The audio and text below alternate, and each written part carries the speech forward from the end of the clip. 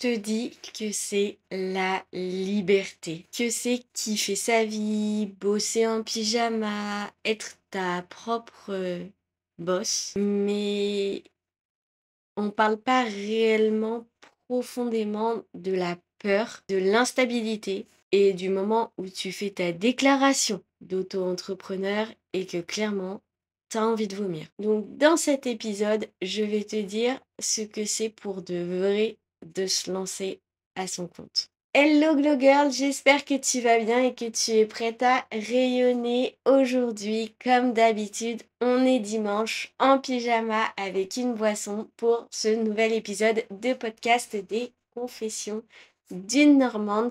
Et comme tu as pu voir dans le titre, ce qui t'a fait sûrement cliquer pour arriver là maintenant, on va parler ce que c'est de lancer son business, de devenir auto-entrepreneur, de se lancer dans la voie de la freelance et d'arrêter d'être dans le salariat et d'avoir un patron. Je sais que ça commence de plus en plus à se diversifier sur les réseaux. On commence vraiment à avoir de plus en plus de personnes en parler. Mais j'avais envie de mettre mon petit grain de sel, comme d'habitude. Si jamais autour de toi, tu trouves pas des personnes qui en parlent, eh bien, je suis ravie de le faire aujourd'hui. Donc, c'est parti avec ce 16e épisode de podcast. Donc, clairement, moi, je suis passée de salarié complètement paumé, complètement perdu à entrepreneur en construction. Et même si c'était mon rêve depuis toute petite, j'avais pas envie de rentrer dans cette case du métro boulot dodo. C'était clair et net. Quoi qu'il arrive, il n'y a rien qui allait me préparer réellement à ce que ça allait réveiller en moi et ce que j'allais vivre. Du coup, pour un petit peu plus de contexte, pour ceux qui ne le savent pas, du coup, si vous êtes nouveau d'ailleurs sur ce podcast, bienvenue et n'hésite pas à t'abonner si ce n'est pas encore fait. Donc que tu sois sur Spotify en train de m'écouter ou alors si tu es sur YouTube en train de me regarder, n'hésite pas également à mettre un j'aime, un commentaire et comme je te disais, à t'abonner pour ne plus rien rater. Donc, si tu ne me connais pas, moi c'est Anitka, donc Nini. Je suis auto-entrepreneur maintenant depuis 1 an. Je me suis lancée en juin, enfin juin, j'ai commencé en juillet, mais je me suis lancée en juin 2024 dans la prothésie ondulaire. J'ai fait mon petit bonhomme de chemin et aujourd'hui je suis dans la beauté plus générale puisque j'ai ajouté d'autres formations à ma formation de prothésie ongulaire. Donc j'ai un salon de beauté et à côté de ça, je lance d'autres business comme par exemple, enfin, oui, enfin, mon accompagnement personnel. Donc pour ceux qui ne le savent pas, j'ai voulu lancer il y a 1 mois et demi mon accompagnement personnel, mais par peur de manquer d'argent. Et d'ailleurs, si tu veux voir cet épisode de podcast sur l'argent, je te le mets dans le petit i sur YouTube. Et je m'étais foirée, donc je ne l'ai pas du tout lancé parce que je voulais mieux le refaire, parce que c'était pas aligné avec qui j'étais, ce que je voulais, etc. Et donc, je le lance enfin à partir d'aujourd'hui mon accompagnement personnel sur le développement personnel. Je vous mets de toute façon le lien en barre d'infos pour ceux qui veulent participer à l'accompagnement. Et voilà, donc ça c'est le deuxième business que je lance. Et le troisième business réellement, enfin, il y en aurait 4. Le troisième que j'aimerais lancer, c'est ma marque de pyjama, vêtements un peu de maison confortable, sous-vêtements. Et le dernier, en fait, rejoint mon salon de beauté. En fait, j'aimerais créer une marque de cosmétiques 100% naturelle qui irait un petit peu en lien avec tout ce qui est ongles, cils, sourcils, soins du visage, etc. que je pratique dans mon salon. J'aimerais également créer une marque de produits qui viendraient en complément, en soins en fait de ce que je propose en salle. Voilà, ça c'était le petit aparté sur mes business. Ce qu'il faut savoir, c'est que quand j'ai commencé, donc j'étais dans le salariat, j'étais dans l'hôtellerie, j'étais en CDI et je ne me sentais pas bien. J'ai toujours rêvé d'être, dans l'évolution de carrière au point d'être toujours à la tête de quelque chose, et tout en me disant qu'un jour je me lancerai à mon compte, mais je ne savais pas dans quoi. Et du coup, dans l'hôtellerie, ça se passait vraiment pas bien et je me suis dit: «Il faut que je me lance». Mais premier fantasme versus réalité, clairement, de se lancer dans son business, c'est parfois de ne pas savoir quoi lancer. Clairement, des fois, tu veux être ton propre patron, mais tu ne sais pas dans quel projet te lancer. Et ça, je trouve que c'est l'un des fantasmes qu'on idéalise, c'est de se dire que oui, genre voilà, on va se lancer, mais parfois on est tellement perdu qu'on ne sait pas dans quoi, parce qu'il y a beaucoup de concurrence, parce qu'on ne sait pas comment le faire, parce que parfois il nous faut des diplômes ou des choses spécifiques à avoir pour se lancer. Moi, la chance que j'avais dans la prothésie ongulaire, c'est qu'en réalité, vous avez besoin de rien pour vous lancer. Attention, disclaimer pour toutes celles qui me regardent et qui rêveraient de se lancer là-dedans, formez-vous. C'est hyper important de se former, c'est hyper important de faire ça dans les règles, parce que c'est un métier bien trop souvent sous-estimé. On voit très souvent passer sur les réseaux que vous pouvez vous lancer en 2 jours. Clairement non. Euh, il faut du temps, il faut des connaissances. On peut pas se lancer comme ça, clairement. Euh, Moi, voilà, ça va faire 1 an du coup que je fais ça et clairement, il y a encore des choses sur lesquelles je m'améliore. Mais j'ai envie de vous dire que j'ai peut-être mis 8 mois vraiment, ouais, je pense 6 à 8 mois, on va dire, à vraiment bien gérer mon truc, bien gérer mes pauses, etc. Donc vraiment, formez-vous, c'est hyper important. Deuxième petit aparté qui n'avait rien à voir. Mais autre fantasme, je trouve, quand vous vous lancez, c'est croire qu'en fait, être auto-entrepreneur, ça peut être facile, alors qu'il y a plein de choses sur lesquelles on n'est pas au courant. Toutes les aides dont ben, vous n'êtes pas forcément au courant, donc vous bénéficiez pas, ou alors vous pensez que vous allez en bénéficier, et finalement vous ne remplissez pas les critères au dernier moment. Lancer son business aussi, c'est penser que peut-être que vous avez juste, un truc à payer, genre, par exemple, je sais pas moi, l'URSSAF et en fait, vous avez l'URSSAF, vous avez la TVA, vous avez le CFE. En fait, vous avez plein de choses à payer dont vous vous rendez pas forcément compte. Pareil, clairement, le fantasme de croire que parce que vous êtes auto-entrepreneur, votre chiffre d'affaires, c'est ce qui rentre dans votre poche. Non, non, non. Non, non, vous allez sûrement pas devenir riche en devenant auto-entrepreneur ou alors c'est parce que vous avez mis en place des stratégies réelles et concrètes. Et là, c'est pas moi qui vais vous aider réellement parce que je suis pas formatrice pour devenir auto-entrepreneur. Mais clairement, vous allez pas vous mettre 100 000 € dans la poche. Forcément, il y a les charges à déduire plus ou moins élevées selon ce que vous faites. Après, tout dépend aussi de ce que vous vendez, de ce que vous faites. Voilà. Mais croire qu'on peut devenir riche du jour au lendemain en devenant auto-entrepreneur, c'est super compliqué puisqu'il y a énormément de charges à payer. Il y a plein de choses en fait qu'on ne voit pas. Et franchement, je pense que malgré tout, malgré le fait aussi, même moi, hein, j'ai beaucoup fantasmé sur le fait de devenir ma propre patronne, on ne se rend pas compte également, je pense que même si vous avez le fantasme, par exemple, de la liberté, de pouvoir travailler quand vous voulez, où vous voulez, et cetera, on se rend pas compte également que, beh, si vous travaillez pas, vous avez pas d'argent. À moins que vous ayez un business qui tourne tout seul et c'est ce que je vous souhaite. Mais moi, par exemple, je peux pas me le permettre. je fais de la prestation de service. Si je vais pas bosser, j'ai pas d'argent qui rentre puisque j'ai pas de clientes. Ça tourne pas tout seul. Et comment dire?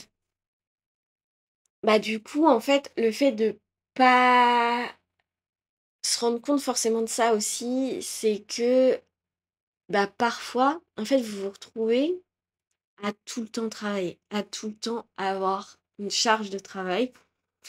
Et ça, pareil, c'est quelque chose que je fantasmais, hein, vraiment d'être libre et tout, machin, de pouvoir faire mes propres horaires, machin et tout. Et en fait, finalement, je me retrouve encore plus prisonnière que quand j'étais dans le salariat. Parce que même si dans le salariat, à mon bon vouloir, je faisais des heures sup et tout, Heu, j'avais un cadre normalement de posé, c'est-à-dire que je faisais de telle heure à telle heure. Ça pouvait dépasser un peu si j'avais des heures sup, mais voilà. Que là, mais en fait, je m'impose un très gros rythme. C'est-à-dire que, par exemple, en hôtellerie, je devais faire normalement 8 heures, je crois, en shift. Ouais, je crois que c'est comme ça, 8h30, je crois, en shift. Et là, je me retrouve à faire 9 heures au travail puisque je reste ouverte. J'ai décidé d'ouvrir de 10h à 19h et que parfois, mais je prends des rendez-vous qui dépassent. Donc, ben, je peux finir à 19h30, 20h, 20h30. J'ai déjà fini à 23h. Donc, comment vous dire que, voilà, après c'est de ma faute aussi, mais le fantasme de pouvoir bosser quand vous voulez, où vous voulez, ça dépend. Faut faire très attention à ça. Ça peut être un piège et c'est pas aussi cool que ça peut en avoir l'air. Il y a aussi le fait que beh, vous pouvez faire les choses à votre rythme, clairement, hein. Moi, c'est ce que j'ai fait. Euh, j'ai pris mon temps. Je me suis dit que j'avais le temps euh, que le bouche à oreille fonctionne, etc. Pour pouvoir, moi, m'améliorer avec le temps, prendre mon temps avec les clientes, etc. Sauf que, ben, mine de rien, je porte tout toute seule. Alors, je dis pas, j'ai un conjoint, comme d'habitude, qui m'aide, qui me soutient et tout, qui a beaucoup mis financièrement, mais qui là se lance aussi à son compte. Je dois venir rapporter plus d'argent pour compenser aussi le fait que lui ait plus son salaire fixe non plus. Et du coup, j'ai l'impression de tout porter tout seul, puisque même si je le faisais à mon rythme, maintenant il va falloir que j'accélère, que je fasse plus de com, que je me mette la pression, une pression que je ne m'étais pas mise depuis longtemps, puisque là maintenant, et bah, il va falloir que je redouble d'efforts pour vivre et non plus pour survivre. Moi, j'ai eu la chance de pouvoir le faire à retardement, mais peut-être que vous, si vous vous lancez, vous avez besoin de vivre à l'aise, confortablement de votre business dès le début. Et donc là, ça vous met encore plus la pression sur les épaules dès le début. Clairement, hein, dans cet épisode, je vais pas genre vous vendre un rêve ou vous dégoûter de l'entrepreneuriat, mais comme d'habitude sur mes podcasts, je vous partage juste mon expérience et je vous donne pas des leçons, je vous dis pas quoi faire, je vous donne juste mon retour comme une copine qui se confie finalement. C'est ça, un petit peu ça. Et vous prenez ce que vous voulez de ce que je raconte et vous voyez en fait avec mon expérience qui vous parle et ce que vous avez envie de mettre en place. En fait, il faut que mon expérience puisse résonner en vous et puisse vous aider sur la vôtre. Bon, quelle intro à rallonge. Bon, si on commence par le début, il y a ce moment où vous attendez pendant très longtemps le bon moment. Il n'y a pas de bon moment pour se lancer. On réalise très vite qu'en fait, il viendra jamais.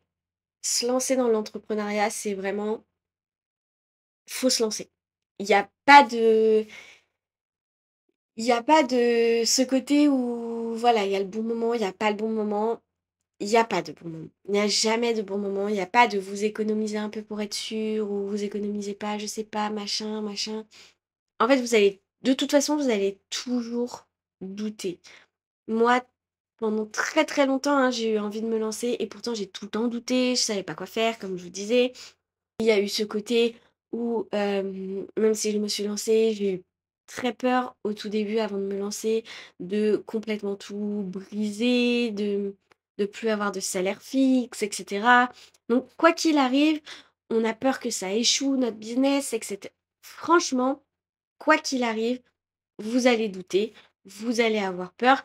Donc en fait, il faut juste le jour où vous vous dites: «Bon allez OK, je me lance». Honnêtement, quand on se dit ça, on ressent à mort d'euphorie. Clairement, moi, je me suis dit: «Trop chouette, c'est une nouvelle expérience qui commence, ça va être trop bien, je vais me sentir libre, je vais me sentir bien».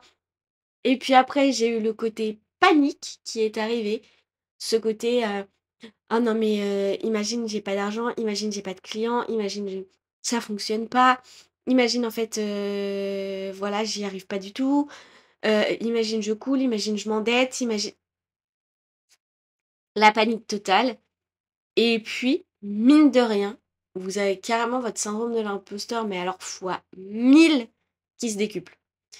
Mais il y a de la concurrence, mais imagine, ça fonctionne pas parce que moi je suis pas bien, mais imagine, mais moi, je suis formée là-dedans, mais j'ai peut-être pas autant d'expérience et puis machin et puis truc et puis j'ai pas de contact et puis machin et puis je vais peut-être pas demander à mes proches parce que stop, stop, tu deviens clairement responsable de toi. Ça fait carrément flipper. Mais clairement, en fait, ça libère.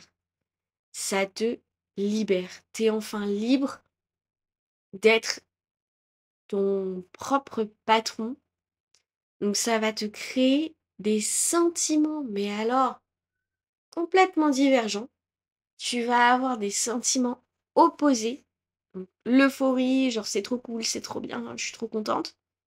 Et la panique totale, non c'est pas bien, non je mets tout le monde mal, machin. Mais imagine j'y arrive et c'est trop bien et je suis libre financièrement. Oui mais imagine je me plante. Non, kiff. Bon, parlons du moins positif par contre, c'est que parfois, même si je trouve qu'on commence à le voir de plus en plus, on parle pas vraiment totalement parfois des galères parce que, bah, on est tellement tout seul dans cette aventure que en fait, parfois, on n'a pas envie de montrer que c'est difficile, qu'il y a des galères, qu'on n'y arrive pas forcément. On a envie que tout soit tout beau, tout rose, qu'on réussisse, que ce soit beau, que les gens nous disent: «Mais t'es trop courageuse, tu auto-entrepreneur et tout, machin, c'est trop bien». Ouais, mais est-ce qu'on peut parler juste une seconde de l'administratif? Genre, quel enfer, surtout quand tu comprends rien parce qu'on t'a pas réellement, tout expliqué, genre tu te lances dans l'inconnu. Donc tu cherches tant bien que mal, tu te plantes, tu recommences, tu demandes de l'aide. C'est compliqué. Est-ce qu'on peut parler des mois sans clients? Des semaines sans clients? Des jours sans clients? Moi, quand j'ai des jours sans cliente, je me sens pas bien. Je me dis que, ben c'est de l'argent en moins. Ça va parce que j'ai toujours eu des clientes dès le début, malgré tout. Donc ça a été. Mais, il y a des périodes où c'est ultra creux, genre, au mois de janvier, par exemple. J'avais tellement des périodes creuses que je passais du temps chez moi à faire autre chose, à me reposer parce que j'avais souffert du mois de décembre, parce que justement je m'étais trop mise la pression. J'avais ouvert 7 sur 7, je m'étais beaucoup donné, ce qu'il ne faut surtout pas faire, surtout pas en période hivernale et surtout pas en période de fête.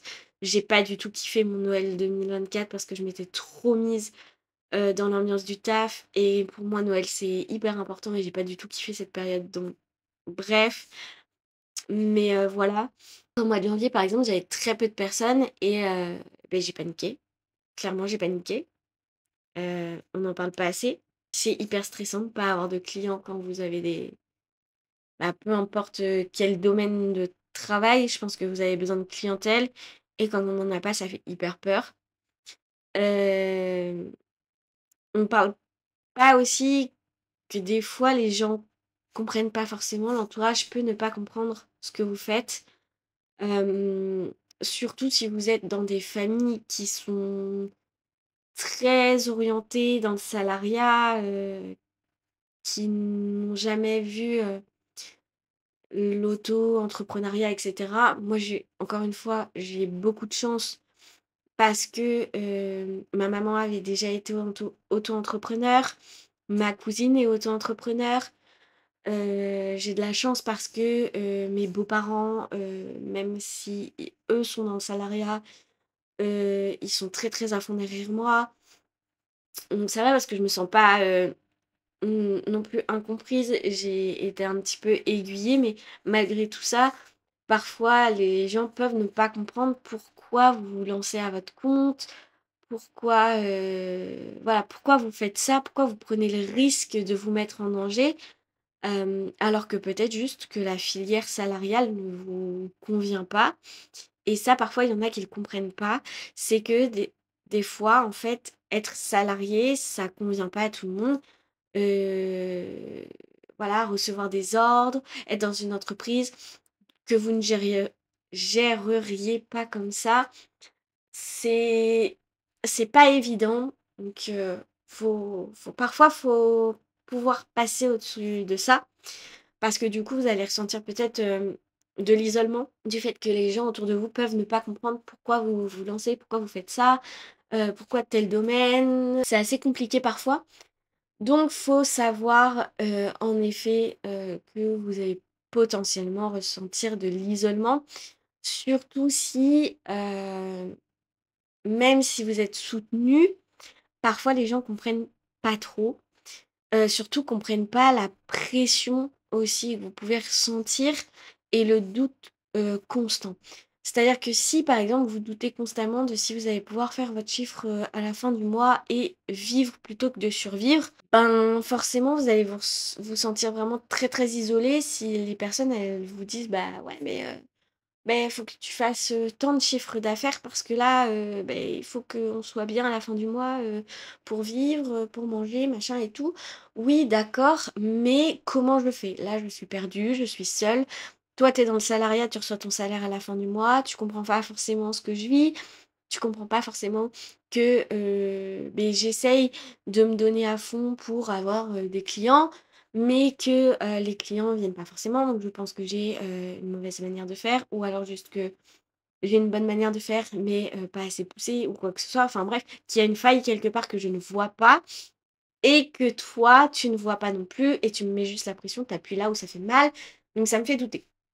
Ça, c'est un sentiment que vous allez recevoir, mais alors, tout le temps. Vous allez vraiment le ressentir tout le temps. Il y a du coup ce fait aussi de devoir, d'avoir cette pression de devoir réussir vite et ça, c'est franchement, c'est constant parce que sinon, vous avez peur d'avoir l'air ridicule. Clairement, qui n'a pas déjà eu peur de se dire: «Bah, voilà, non, je fonctionne pas encore, je survis, je vis pas.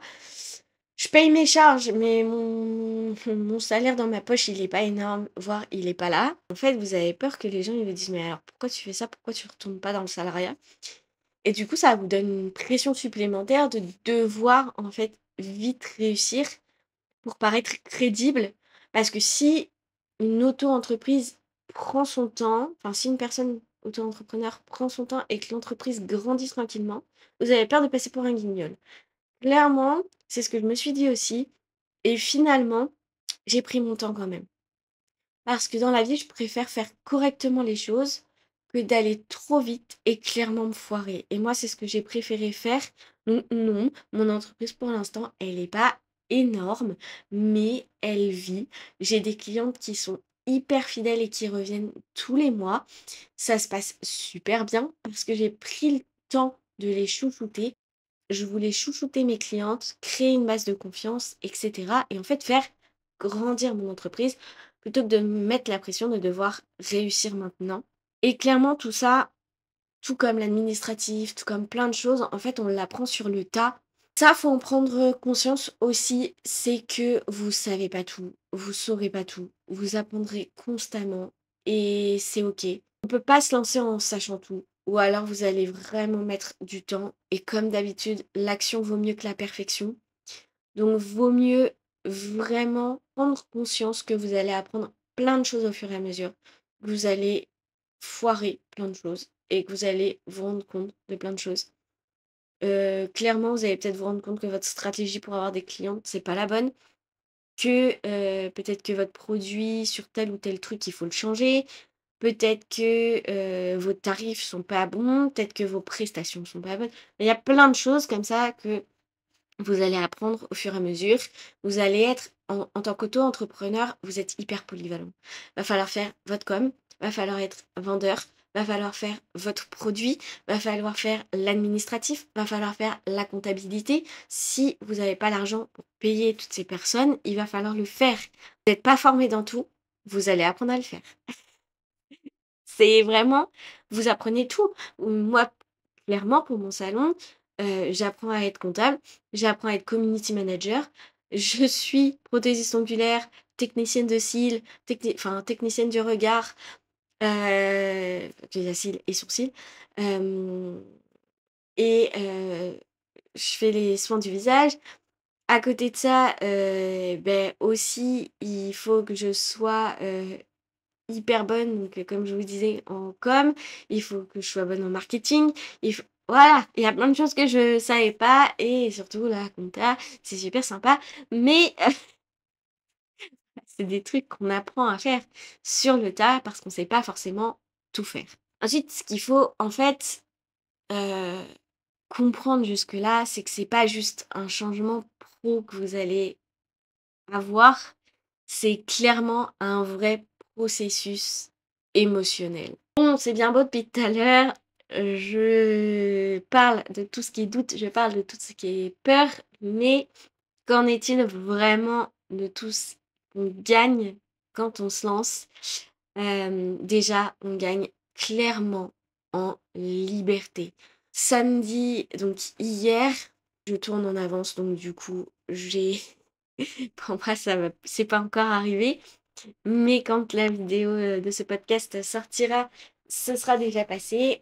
J'ai mon gala de danse. D'ailleurs, restez connectés, je vous sortirai le vlog de cette journée. Ça va être trop cool, j'ai trop hâte et du coup, donc d'ailleurs, j'ai plein de vlogs à vous sortir. Pardon, je suis un petit peu en retard sur les vlogs. Donc du coup, oui, pardon. Donc j'ai mon gala de danse de prévu donc le samedi 31 mai.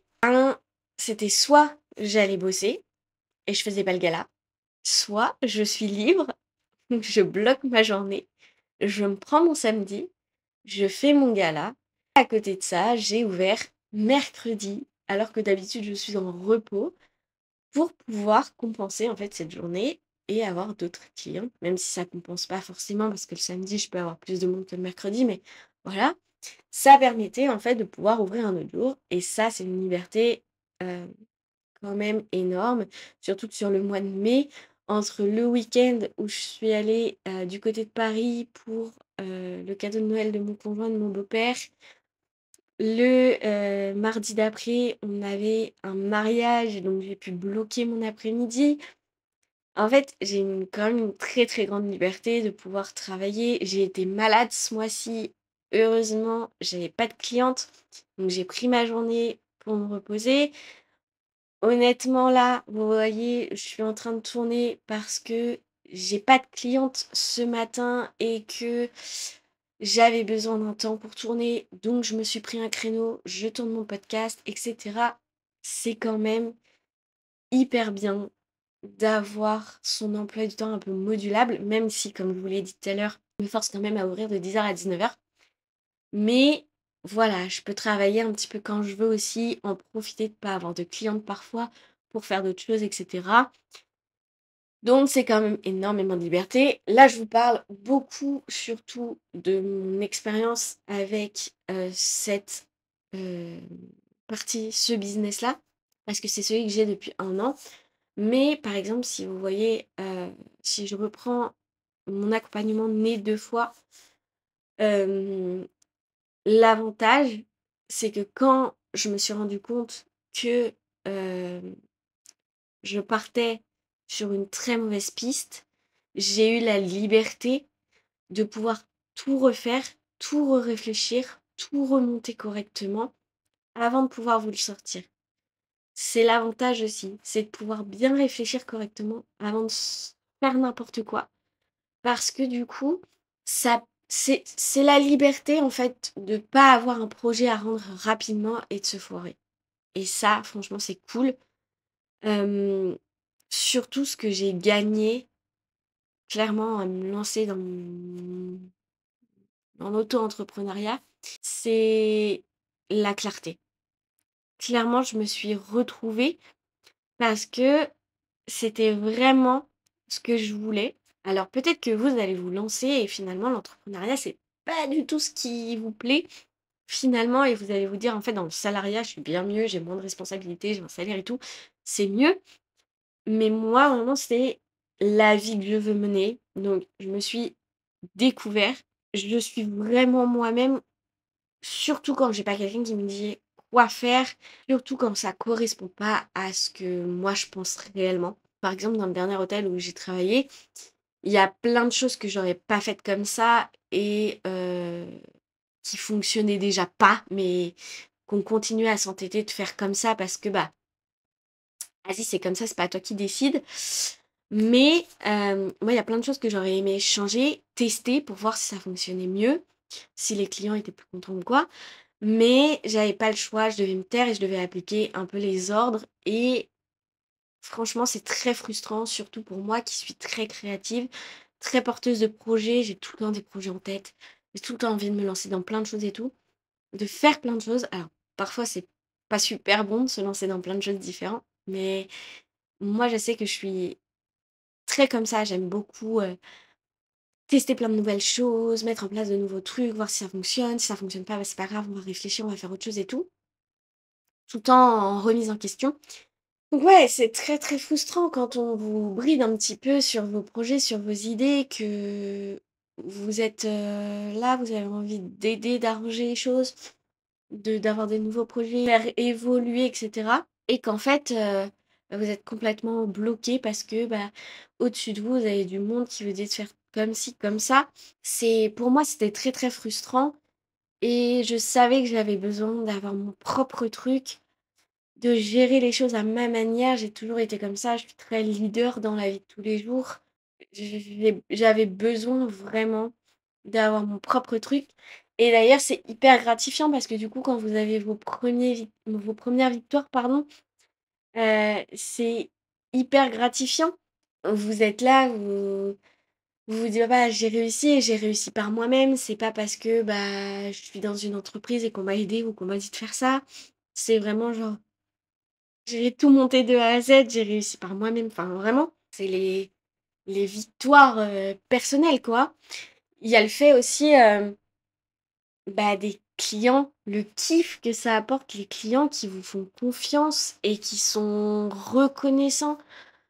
En fait, vous avez de la vraie reconnaissance, du coup, avec vos clients. Par contre, bah, si vous faites mal votre travail ou si, les clients sont pas satisfaits, bah, voilà, c'est qu'il faudra vous remettre en question. Mais quand vous avez du bon travail et que vos clients, ils sont comme moi, mes clientes qui sont fidèles, qui reviennent, qui parlent de moi, qui me postent en story. D'ailleurs, gros cœur sur vous s'il y en a quelques-unes d'entre vous qui regardent le podcast.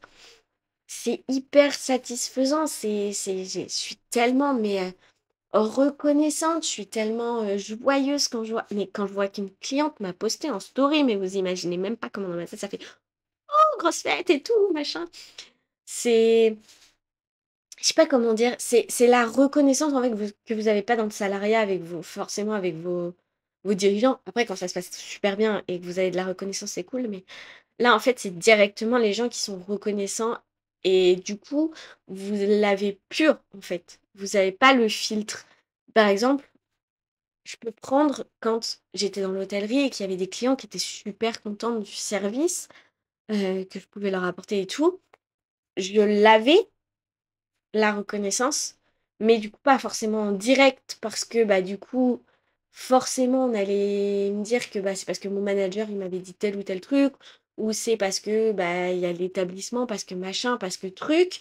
Donc en fait, il y a toujours une petite circonstance qui fait que vous n'avez pas la reconnaissance pure et dure. Certes, vous avez apporté un service qui a aidé la personne, et cetera. Ils étaient contents, machin.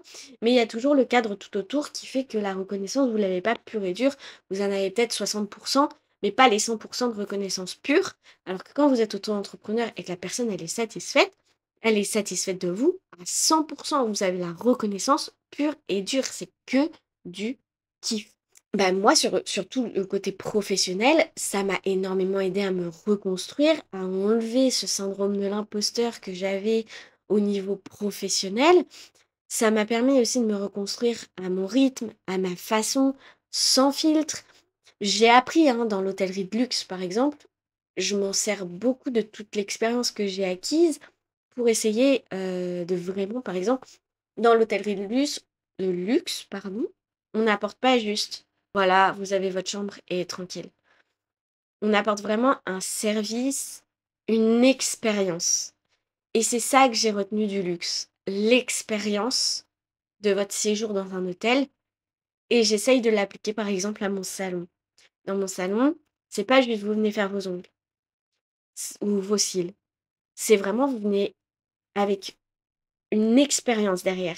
C'est-à-dire que j'arrive, je vous accueille, vous avez déjà un endroit qui cherche à être très cocooning, à vous mettre dans une bonne ambiance.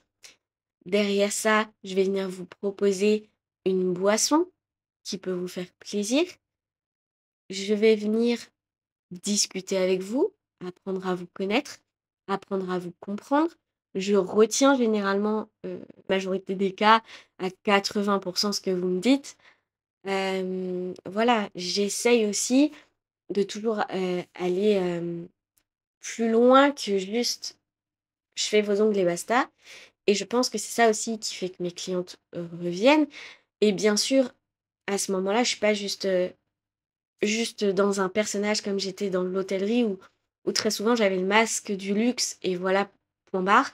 Là, je suis quand même très naturelle avec les gens, et cetera, et du coup, c'est ça aussi que les gens aiment beaucoup, je pense, et c'est pour ça qu'elles reviennent. J'ai beaucoup de mes clientes avec qui on parle énormément, qui connaissent une partie de ma vie, je connais une partie de leur vie, on se suit sur les réseaux sociaux.